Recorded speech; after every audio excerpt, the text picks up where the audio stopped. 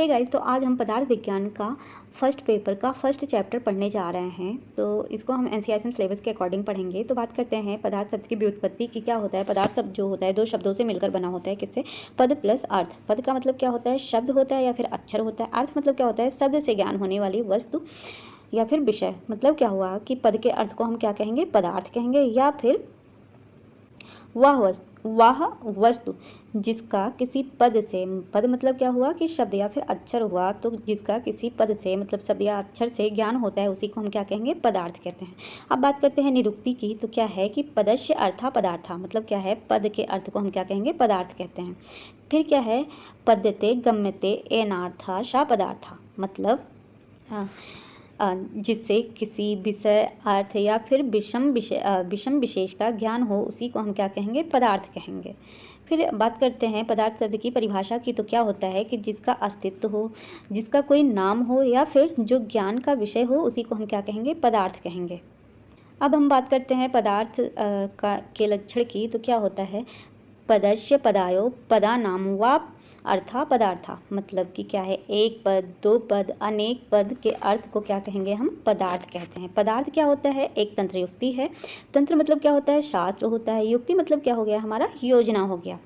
तो फिर अब बात करते हैं कि जो हमारे ऋषि थे, प्रस्पद ऋषि और वैशेषिक दर्शन ने पदार्थ के लक्षण कितने माने हैं? तो इन्होंने 3 माने हैं। कौन से? अस्तित्व, अविधेयत्व और गैत्व। ये 3 लक्षण वैशेषिक और प्रस्पाद ऋषि ने माने हैं। तो बात करते हैं अस्तित्व की। तो क्या होता है कि संसार के प्रत्येक वस्तु की अपनी सत्ता होती है। मतलब जो संसार में जितनी भी वस्तु हैं उनकी क्या होती है? अपनी एक सत्ता होती है, और जिसकी सत्ता होगी उसी के बारे में हम कुछ कह सकते हैं या फिर बोल सकते हैं। जिसकी सत्ता नहीं होगी उसके बारे में हम कोई चर्चा नहीं करेंगे। जैसे ये आकाश नहीं है, यहाँ पे बालू है, तो बालू में तेल नहीं होता है, तो इसकी हम चर्चा नहीं करेंगे।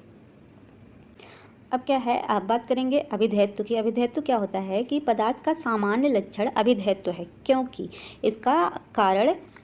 इसका नामकरण किया जा सकता है। मतलब क्या है कि पदार्थ का सामान्य लक्षण क्या होता है? अभिधेयत्व होता है, क्योंकि क्या कर सकते हैं? इसका हम नामकरण कर सकते हैं। मतलब क्या है कि जिसे कोई संज्ञा या नाम हम प्रदान कर सकते हैं, दे सकते हैं, उसी को हम क्या कहेंगे? पदार्थ कहेंगे, अभिधेयत्व कहेंगे।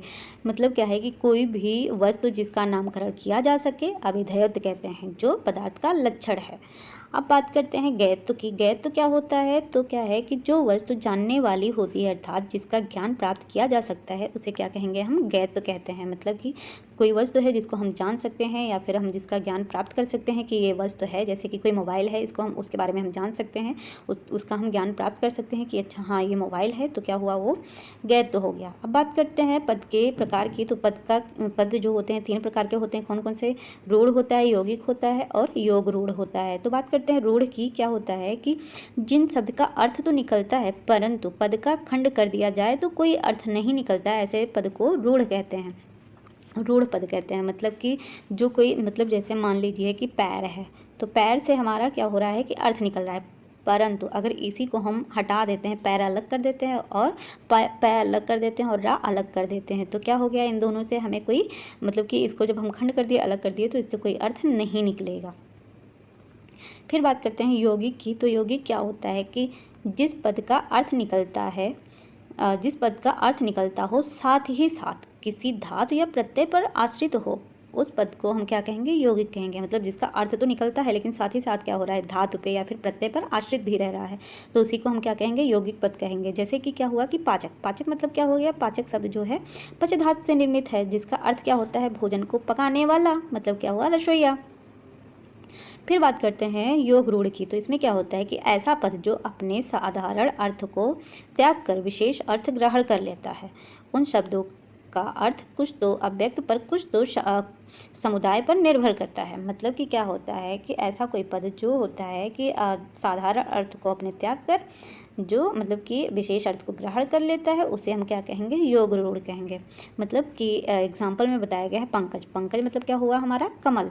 तो पंकज का अर्थ क्या हुआ? पंख। पंख की बात करते हैं तो पंख मतलब क्या हुआ? कीचड़। मतलब कि कीचड़ में जन्म लेने वाला, अर्थात क्या हुआ? हमारा कमल। फिर पदार्थ की संख्या की बात करते हैं तो आचार्य चरक ने बताया है कि संसार की जितनी भी वस्तुएं हैं उनकी क्या होती है सत्ता, शत और अशत, मतलब कि जो संसार की जितनी भी वस्तुएं हैं उनको दो भागों में चरक ने विभक्त किया है, शत और अशत। सत मतलब क्या होता है कि जिसका होने का भाव पाया जाए, मतलब क्या है कि जिसकी सत्ता जगत में दिखाई दे या फिर जिसका अनुभव हम कर सकते हैं उसी को क्या कहेंगे, सत कहते हैं। बात करते हैं अशत की। अशत के मतलब क्या होता है, जिसके होने का भाव हमें ना मिले, मतलब जिसके होने का भाव हमें ना हो उसी को क्या कहेंगे, असत कहेंगे। या फिर जिसकी सत्ता, मतलब जिसकी सत्ता ना दिखाई दे या जिसका अनुभव ना किया जा सके उसी को क्या कहेंगे, हम अशत कहते हैं। अब बात करते हैं क्या है कि वेदांत या फिर इसी को हम क्या कहते हैं, उत्तर मीमांसा कहते हैं। इसके जो प्रवर्तक हैं कौन है, वेद व्यास हैं, ऋषि वेद व्यास। इन्होंने पदार्थ कितने माने हैं, तो दो माने हैं। कौन सा, आत्मरूप पदार्थ माना है, अनात्म रूप पदार्थ माना है। फिर वहीं पे बात करते हैं रामानुजाचार्य की, तो इन्होंने पदार्थ के प्रकार कितने माने हैं, 3 प्रकार के माने हैं। और वहीं पर बात करते हैं निम्बिकाचार्य की, तो इन्होंने पदार्थ कितने माने हैं, 3 माने हैं। कौन से, ईश्वर, चित्त और अचित। फिर कुमारिल भट्ट ने पदार्थ की संख्या कितनी बताई है, तो 5 मानी है। कौन सी, द्रव्य, गुण, कर्म, सामान्य और अभाव। वहीं पे मुरारी मिश्र ने पदार्थ क्या माना है, 5 माने हैं। कौन से, ब्रह्म और 4 भौतिक पदार्थ। भौतिक पदार्थ में हमारा क्या आ गया, धर्मी आ गया, धर्म हो गया और आधार और प्रदेश। फिर अब वैशेषिक दर्शन की बात करते हैं, तो वैशेषिक दर्शन के जो प्रवर्तक हैं कौन हैं, कणाद हैं, ऋषि कणाद। इन्हीं को क्या कहा गया है, औलुक्य कहा गया है। फिर इन्होंने कितनी मानी है पदार्थ की संख्या, तो 6 मानी है। कौन सी मानी है, द्रव्य, गुण, कर्म, सामान्य, विशेष, समवाय, ये 6 मानी है। और वही बात करते हैं चरक की, तो चरक ने दीर्घम जीवितीय अध्याय में कारण पदार्थ बताए हैं कितने, 6। कौन से, सामान्य, विशेष, गुण, द्रव्य, कर्म और समवाय। फिर जैन दर्शन ने, तो जैन दर्शन के जो रचयिता हैं, प्रवर्तक हैं कौन है, महावीर जी हैं। इन्होंने कितने माने हैं पदार्थ, 7 माने हैं। कौन कौन से माने हैं, तो जीव माने हैं, आजीव माने हैं, आश्राव माने हैं, और क्या है कि हमारा आश्राव माने हैं, संबर माने हैं और संबर माने हैं। फिर बंध माने हैं, निर्जरा माने हैं और कौन सा माना है, मोक्ष को माना है। फिर नव्य न्याय की बात करते हैं, तो ये क्या, कितने पदार्थ होते हैं इसमें, 7 होते हैं। कौन सा, द्रव्य, गुण, कर्म, सामान्य, विशेष, समवाय और 7वां कौन सा है, अभाव है। अब प्रभाकर ने कितने माने हैं पदार्थ, तो 8 माने हैं। कौन सा, द्रव्य, गुण, कर्म, सामान्य, फिर परतंत्र, शक्ति, सादृश और सांख्य माना है। अब बात करते हैं न्याय दर्शन की, तो न्याय दर्शन के रचयिता कौन है, तो गौतम ऋषि हैं।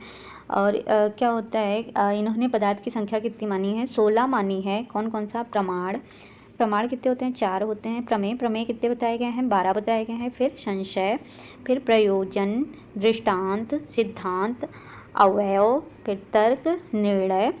फिर इसके बाद में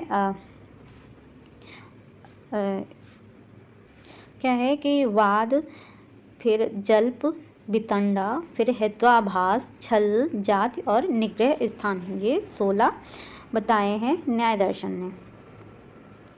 इन 16 पदार्थों के ज्ञान से इन व्यक्ति को क्या होती है, मोक्ष की प्राप्ति हो जाती है।